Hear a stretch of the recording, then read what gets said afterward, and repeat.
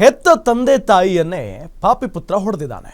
ಹೆತ್ತವರಿಗೆ ಹೊಡೆದು ಹೊರದಬ್ಬಿದ ನೀಚ ಮಗ ಹೊಡೆದ ಪರಿಣಾಮ ತಾಯಿಯ ಕೈ ಮೂಳೆ ಮುರಿದಿದೆ. ಕೆಎಸ್ಆರ್ಟಿಸಿ ಚಾಲಕನಾಗಿದ್ದರೂ ಹೆತ್ತವರನ್ನ ಸಾಕ್ತಾ ಇಲ್ಲ ಈತ. ಹೆತ್ತ ತಂದೆ ತಾಯಿಯನ್ನೇ ಹೊಡೆದಿದ್ದಾನೆ. ಇವನೆಂತ ಮಗ ರೀ, ಮಗ ಅಂತನೂ ಅನಿಸ್ಕೊಳ್ಳೋಕೆ ಯೋಗ್ಯತೆ ಇಲ್ಲ ಇವನಿಗೆ.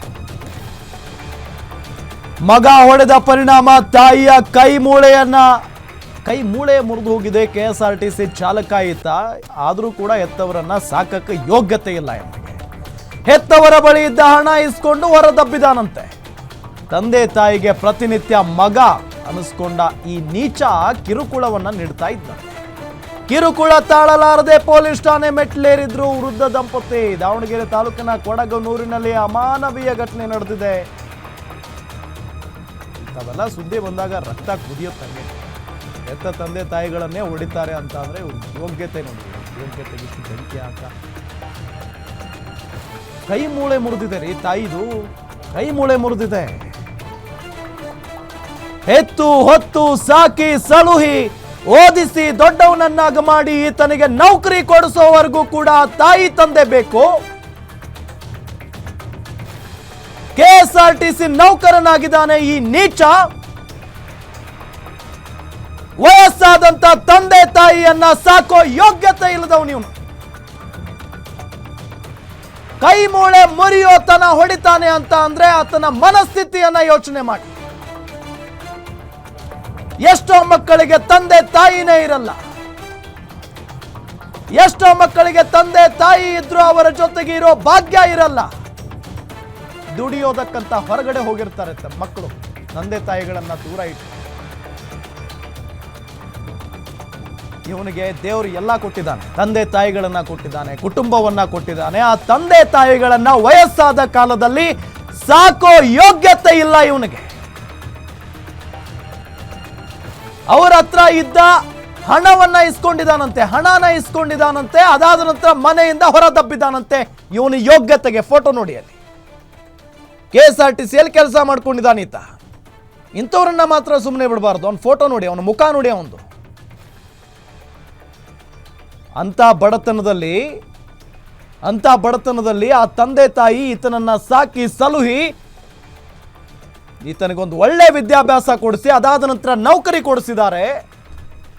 ಆದರೆ ಈತ ಮಾತ್ರ ಅವರಿಗೆ ವಯಸ್ಸಾಗಿದೆ, ಅವ್ರನ್ನ ಸಾಕಿಲ್ಲ, ಹೊಡೆದಿದ್ದಾನ್ರಿ ತಂದೆ ತಾಯಿಗಳನ್ನ. ಅಯ್ಯಪ್ಪ,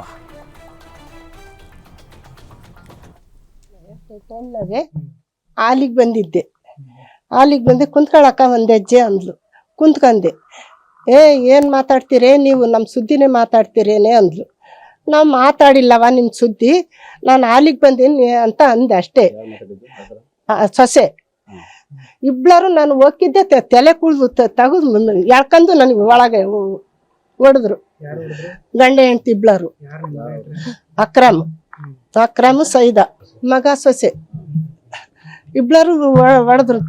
ಕಾಲಿಲಿ ಇಲ್ಲಿ ಕಪಾಳಕ್ಕೆ ಹೊಡೆದ್ರು. ಅರ್ಧ ಗಂಟೆ ನನಗೆ ಎಚ್ಚರದ್ದಿಲ್ಲ. ಅರ್ಧ ಗಂಟೆ ಇಲ್ಲೇ ರಸ್ತೆಗೆ ಬಿದ್ದಿದ್ದೆ. ಇಲ್ಲಿ ಎಲ್ಲರೂ ಅಟ್ಬಾಗ್ಲ ನೀರ್ ಕುಡ್ಸಿ ನನಗೆ ಜ್ಞಾನ ತುಂಬಿಸಿ ಆಮೇಲೆ ಅಂಜಿನಪ್ಪ ಬಂದು ಕಾರ್ನಾಗೆ ಕರ್ಕೊಂಡ್ ಹೋಗಿತ್ತು ಆಸ್ಪತ್ರೆಗೆ. ಕರ್ಕೊಂಬಂದು ಬಿಟ್ಟು ಹೋತು. ಇದು ಡ್ರೈವರ್ ಕೆಎಸ್ಆರ್ಟಿಸಿ ಡ್ರೈವರ್ ಹೊರಗಡೆ ಹಾಕಿದಾನೆ. ನಮ್ಗೆ 3 ತಿಂಗಳಾತು. ನಮ್ಗೇನು ಆಧಾರ ಕೊಟ್ಟಿಲ್ಲ. ಮನೆ ಬಾಡಿಗೆಗೆ 4,000, ಅದ್ರಾಗೆ ನಾವು ಜೀವನ ಮಾಡ್ಬೇಕು. ಬರೀ ಕೆಟ್ಟ ಗಲೀಜ್ ಮಾತು ಹೇಳ್ಬೇಡ್ದು ಅದು. ನಗದು ಹೊಡಿಯೋದು, ಕಾಲಿಲಿ ಕಪಾಳಕಿಲ್ ಹೊಡೆದ ನೋಡ್ರಿ, ಇದೆಲ್ಲ ಬಾತ್ಕೊಂಡತಿ. ಏನ್ ಮಾಡ್ತಾನೆ ಗೊತ್ತಿಲ್ಲ. ಸುಮ್ನೆ ನಿಮಗ್ ಸೇರಂಗಾಗಲ್ಲ, ಹೊಲ್ಟೆ ಮನೆ ಬಿಟ್ಟು. ನೀವ್ ಇರ್ಬೇಡ ಕಣೆ, ನಿಮಗಿದ್ರೆ ಸೇರೋದಿಲ್ಲ ನಮ್ಗೆ. ನಮ್ಮ ಮಟ್ಟಿಗೆ ನಾವ್ ಇದ್ರು ನೆಮ್ಮದಿ ಇಲ್ಲ ನಮ್ಗೆ. ಇಲ್ಲಿ ಸಗೋಡು, ಇಲ್ಲಿ ಓಡಾಡಂಗಿಲ್ಲ, ಹಿಂಗ್ ಓಡಾಡಂಗಿಲ್ಲ ಗೋಡಿಂಗೆ. ನಮ್ ಸುದ್ದಿ ನಾನು ತೆಳಾಕೆ ಬರಂಗಿಲ್ಲ. ಬರೀ ಇಲ್ಲಿ ಎಲ್ಲರೂ ಕುಂದ್ರದು ಇಲ್ಲ. ನಾನು ಮ್ಯಾಗೆ ಕುಂತ್ಕೋಬೇಕು, ಏಟ ತನಕ ಕುಂತ್ಕೋಬೇಕು. ನಾನು ಏನಾರು ತರಕಾರಿ ಏನಾರು ತಗೊಂಬರಕಂದ್ರೆ ನ್ಯಾವ್ ಸಿಟ್ಟು ಮಾತಾಡ್ತಾರೆ. ರಾತ್ರಿ ಎಲ್ಲ ಹೊರಗಡೆ ಇದ್ವಿ. ನಮ್ ಕದ ಮುಚ್ಚಿದ್ರು. 2 ದಿವಸ ಊಟ ಅಲ್ಲ ನಮ್ಗೆ. ಊಟನೇ ಇಲ್ಲ, ಕೊಟ್ಟಿಲ್ಲ. ನಾವು ಒಳಗೇನು ಕರ್ಕೊಂಡಿಲ್ಲ, ನಮ್ಗೆ ಯಾರು ಕರೆದು ಇಲ್ಲ ಒಳಗು. ಹಿಂಸೆ. ಏನೇನು ಮಾತಾಡಿಲ್ಲ ನಮ್ಗೆ. ಆಮೇಲೆ ಕುಂತಿದ್ವಿ. ಆಮೇಲೆ ನಿಂತು ಉಂಡುಂಡು ನೀನು ಬೀದಿ ಬಸ್ವಿ ಆಗ್ಬೇಡ, ಆಕೆ ಕುಂತ್ಕೊಂತಾಳೆ, ನೀನ್ ತಟ್ಟೆ ತೊಳಿ ಬಾ ಅಂದ. ಆಗ್ಲಪ್ಪ ತೊಳಿತಿ. ಡೀಟೇಲ್ಸ್ ಕೊಡ್ತಾರೆ ನಮ್ಮ ದಾವಣಗೆರೆ ರಿಪೋರ್ಟರ್ ಮಲ್ಲಿಕಾರ್ಜುನ್. ಆ ಯೋಗ್ಯತೆ ಇಲ್ಲದ ನಾಯಿ ಯಾವುದು, ಜೊತೆಗೆ ಆ ತಂದೆ ತಾಯಿಗಳಿಗೆ ಯಾಕೆ ಅಷ್ಟೊಂದು ಕಿರುಕುಳ ಕೊಡ್ತಾ ಇದೆ ಅದು ಅಂತ.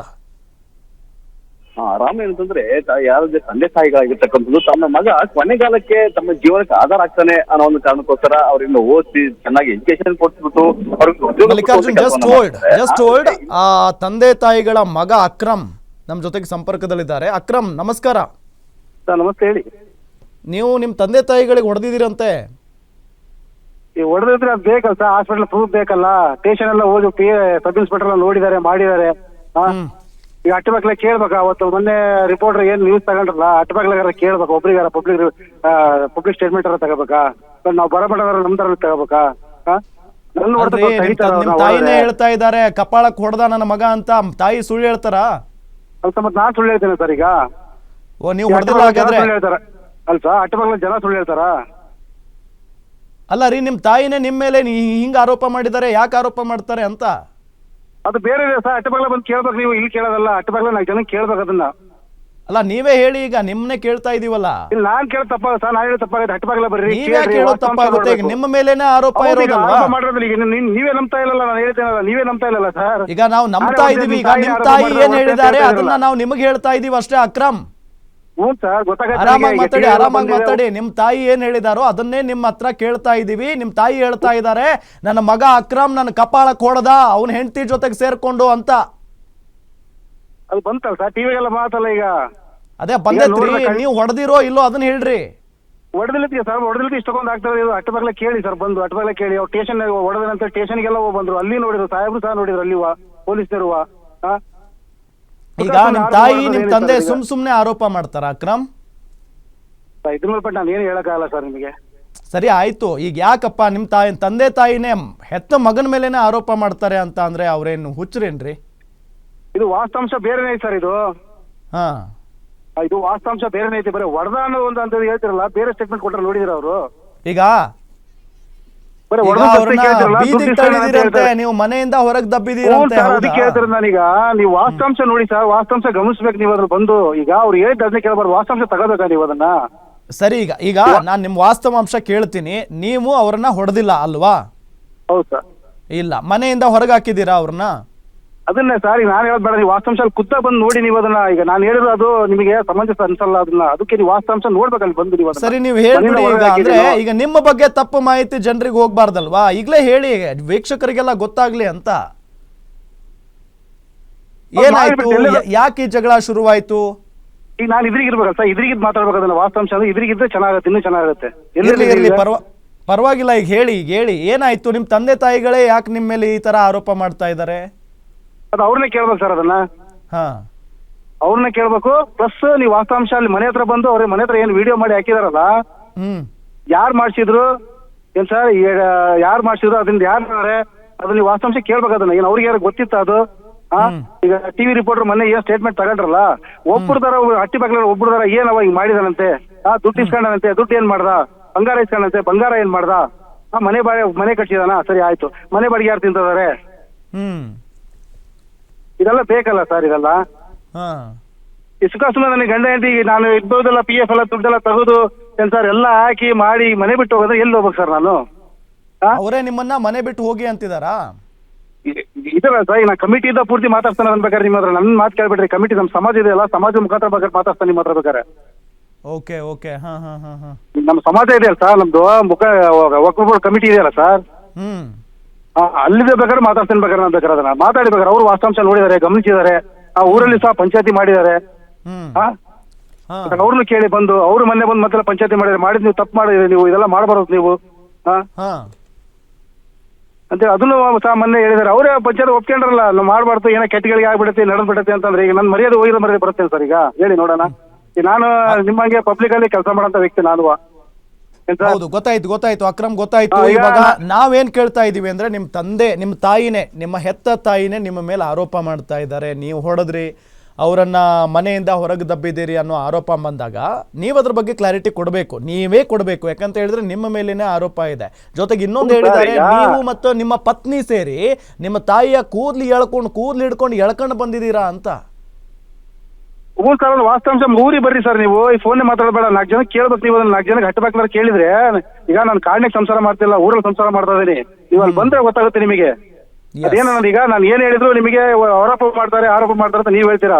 ಆರೋಪ ಮಾಡೋದನ್ನ ಅಲ್ಲಿ ಜನಗಳು ಕೇಳ್ಬೇಕು. ಅದನ್ನ ಈಗ ಜನಗಳು ಏನ್ ನೋಡಿದ್ರಲ್ಲ, ಅದೇ ಜನಗಳು ಹೇಳ್ತಾರಲ್ಲಿ ಅದು ಏನನ್ನೋದು. ಪಂಚಾಯತ್ ಹೇಳ್ತಾರೆ, ಮುಖಂಡರು ಹೇಳ್ತಾರೆ, ಸಮಾಜದವ್ರು ಹೇಳ್ತಾರೆ. ಸರ್, ಇದನ್ನ 2ನೇ ಸಲ ಕಂಪ್ಲೇಂಟ್ ಕೊಟ್ಟರು ನನ್ನ ಮೇಲೆ. ಇವರು ಪೊಲೀಸ್ ಸ್ಟೇಷನ್ ಅಲ್ಲಿ 2ನೇ ಸಲ ಕಂಪ್ಲೇಂಟ್ ಕೊಟ್ಟರು. ಇವರು ಏನಂತ ಕಂಪ್ಲೇಂಟ್ ಕೊಟ್ಟಿದ್ರು ಅಕ್ರಮ್? ಇದು ಅವ್ರನ್ನೇ ಕೇಳ್ಬೇಕು ಸರ್. ಅದನ್ನ ಏನ್ ಕಂಪ್ಲೇಂಟ್ ಕೊಟ್ಟರೆ ಬರ್ಕೊಟ್ರೆ ನಮಗಂತೂ ತೋರಿಸಿಲ್ಲ. ಅದನ್ನ ಅವ್ರು ಏನ್ ಕಂಪ್ಲೇಂಟ್ ಕೊಟ್ಟರೆ ನೋಡಿ, 2 ಸತಿ ಬರೀ ಹೊಡ್ತಾನೆ ಮಾಡಿದಾಗ ಪೊಲೀಸರು ನಿಮ್ಮನ್ನ ಕರ್ಸಿಲ್ವೇನ್ರಿ? ಹೌದು ಸರ್, ಸಮ್ಮುಖದಲ್ಲ ನಿತ್ಯ ಸರ್. ನಾನು ಪೊಲೀಸ್ನವ್ರು ಕರ್ಸಿದ್ರು ತಾನೇ ನಿಮ್ಮನ್ನ? ಸರ್ ಅಕ್ರಮ್, ಪೊಲೀಸ್ನವ್ರು ಕರ್ಸಿದ್ರು ತಾನೇ ನಿಮ್ಮನ್ನ? ಹೌದು ಸರ್. ಮತ್ತೆ ಏನ್ ಹೇಳಿದ್ರು ಪೊಲೀಸ್ನವರು? ಈಗ ಅವ್ರನ್ನೇ ಕೇಳಿ ಸರ್, ತಂದೆ ಕೇಳಿ ಅವ್ರು ಏನ್ ಹೇಳಿದಾರೆ ಅಂತ ಹೇಳಿ. ಈಗ ನನ್ನ ಹೊಡ್ತಕ್ಕೆ ಅವ್ರು ತಡೀತಾರ? ನಾನು ಅಕಸ್ಮಾತ್ ಹೊಡೆದಿದ್ರೆ ನನ್ನ ಕೈಗೆ ಗುರ್ತು ಅಕ್ರಮ್, ಸಂಪರ್ಕದಲ್ಲಿರಿ. ನೂರುಲ್ಲಾ, ಈಗ ಚಮನ್ ಸಾಬ್ ಅವ್ರ ಅಳಿಯ ನಮ್ ಜೊತೆಗೆ ಸಂಪರ್ಕದಲ್ಲಿದ್ದಾರೆ. ನೂರುಲ್ಲಾ ಅವರೇ, ನಮಸ್ಕಾರ. ನಮಸ್ಕಾರ ಸರ್. ನಮಸ್ಕಾರ, ಹೇಳಿ ಸರ್. ಅಲ್ಲ, ಏನಾಗ್ತಿದೆ? ಅಕ್ರಮ್ ನೋಡಿದ್ರೆ ನಾನು ಈ ರೀತಿಯಾಗೆಲ್ಲ ಮಾಡಿಲ್ಲ ಅಂತ ಹೇಳ್ತಾರೆ, ಅವ್ರ ತಾಯಿ ನೋಡಿದ್ರೆ ನನ್ನ ಮೇಲೆ ಹೊಡೆದಿದ್ದಾರೆ, ಹಲ್ಲೆ ಮಾಡಿದ್ದಾರೆ ಅಕ್ರಮ್ ಅಂತ ಹೇಳಿ ಆರೋಪ ಮಾಡ್ತಾ ಇದ್ದಾರೆ. ಏನಾಗಿರೋದು ನಿಜವಾಗ್ಲೂ ಅಲ್ಲಿ? ಸರ್, ಈಗ ಸದ್ಯಕ್ಕೆ ಏನಿಲ್ಲ ಅಂತ ಸದ್ಯ ಸ್ಟಾಪ್ ಮಾಡಿದ್ವಿ ನಾವೀಗ. ಅದು ಕಂಪ್ಲೇಂಟ್ ರಿಪೋರ್ಟ್ ಅಲ್ಲಿ ಈಗ ನಾವು ನಮ್ಮ ಇದಿದಲ್ಲ, ನಮ್ಮ ಸಮಾಜದಿಂದ ಅಲ್ಲಿಂದ ಇದು ಮಾಡ್ತಿದ್ದೇವೆ ಈಗ. ಆಮೇಲೆ ಇದು ಮಾಡೋದು ಬಿಡುದು ಸರ್ ನಾವೀಗ. ಓಕೆ, ಅದೆಲ್ಲ ಓಕೆ, ನಿಮ್ ಸಮಾಜದಲ್ಲಿ ಅದು ಬಗೆಹರಿಸ್ಕೊಳ್ತೀರಾ. ಬಟ್ ಇವಾಗ ಇದು ದೊಡ್ಡ ಮಟ್ಟದ ಆರೋಪ. ಅವ್ರ ತಾಯಿನೇ ಮಾತಾಡಿದ್ದಾರೆ, ನನ್ನನ್ನು ಹೊಡೆದಿದ್ದಾನೆ ಮಗ, ಮನೆಯಿಂದ ಹೊರಗೆ ಹಾಕಿದ್ದಾನೆ ನನ್ನ ಪತಿನ ಅಂತ ಹೇಳಿ ಆರೋಪ ಮಾಡಿದ್ದಾರೆ. ಇದು ನಿಜಾನಾ ಸುಳ್ಳ ಅಂತ? ಸರ್, ಆದ್ರೂ ಪಕ್ಕ ಗೊತ್ತಿಲ್ಲ. ಈಗ ಇನ್ನೊಂದ್ಸರಿ ಕೇಳ್ಬೇಕು ಅವ್ರಿಗೆ. ಅದು ಆಗಿದೆ ಅಂತ ಹೇಳಿದ್ರು ಅವರು. ಅಂದ್ರೆ ಆಗಿದೆ ಅಂತ ಹೇಳಿದಾರ ನಿಮ್ ಮುಂದೆ? ನಮ್ಮ ಮುಂದೆ ಸ್ವಲ್ಪ ಹೇಳಿ ಸ್ಟಾರ್ಟಿಂಗ್ ಆಗಿದೆ ಅಂತ ಹೇಳಿದ್ರು. ಈಗ ಮತ್ತೆ ಏನಂತ ಗೊತ್ತಿಲ್ಲ ಪಕ್ಕ. ನಾನು ಹೊರಗಿದ್ದೇನೆ ಸರ್ ಈಗ. ಓಕೆ, ಈಗ ಅಕ್ರಮ್ ಅವ್ರು ಹೇಳ್ತಾ ಇದ್ದಾರೆ, ನಾನು ಯಾವುದೇ ಕಾರಣಕ್ಕೂ ಅವ್ರ ಮೇಲೆ ಹಲ್ಲೆ ಮಾಡಿಲ್ಲ ಅಂತ ಹೇಳ್ತಿದ್ದಾರೆ, ಜೊತೆಗೆ ನಾನು ಅವ್ರನ್ನ ಹೊರ ದಬ್ಬಿಲ್ಲ ಅಂತ ಹೇಳ್ತಾ ಇದ್ದಾರೆ. ಸೊ ಏನ್ ಹೇಳ್ತೀರಿ ಇದಕ್ಕೆ? ಈಗ ಸರ್, ಅವರು ತಂದೆ ತಾಯಿದು ಅವ್ರಿಗೆ ಗೊತ್ತಾ. ಈಗ ನಾವು ಅದ್ರ ಬಗ್ಗೆ ಮಾತಾಡಕ್ ಆಗಲ್ಲ ಈಗ. ಓಕೆ, ನಂದು ದಾವಣಗೆರೆ ಸರ್ ಈಗ. ಈಗ ಅವ್ರವ್ರು ಮಾತಾಡ್ಕೋಬೇಕಲ್ಲ, ಅದನ್ನ ಗೊತ್ತಿಲ್ಲ. ಅದಕ್ಕೆ ಅದ್ ಏನೈತಿ ನಾವು ತೀರ್ಮಾನ ನಮ್ಮ ಇದ್ರನ್ನ ಜಮಾ ಮಾಡ್ತಿದ್ವಿ. ಸದ್ಯಕ್ಕೆ ನಾವು ಸ್ಟಾಪ್ ಮಾಡಿದ್ವಿ, ಕಂಪ್ಲೇಂಟ್ ಏನಿಲ್ಲ. ಓಕೆ, ಏನಿಲ್ಲ. ಈಗ ಇದ್ರನ್ನ ನೀವೇ ಬಗೆಹರಿಸಿ. ಯಾಕೆಂತ ಹೇಳಿದ್ರೆ ತಂದೆ ತಾಯಿಗಳು ಪಾಪ ಅವರು ಬೀದಿಗೆ ಬಿದ್ದಿದಾರಂತೆ, ಅವರು ಮನೆಯಿಂದ ಹೊರಗಡೆ ಇದಾರಂತೆ. ಇತ್ತ ಅಕ್ರಮ್ ಹೇಳ್ತಾ ಇದಾರೆ ಅಸಲಿ ಸತ್ಯ ಬೇರೆನೆ ಇದೆ ಅಂತ ಹೇಳಿ. ಅದೇನ್ ನೋಡಿ ಮಾತಾಡಿ ನೀವೇ ಎಲ್ಲ. ಥ್ಯಾಂಕ್ ಯು ನೂರುಲ್ಲಾ ಅವರೇ, ಥ್ಯಾಂಕ್ ಯು ಅಕ್ರಮ್ ಅವರೇ, ಗ್ಯಾರಂಟಿ ನ್ಯೂಸ್ ಜೊತೆ ಮಾತನಾಡಿದಕ್ಕೆ.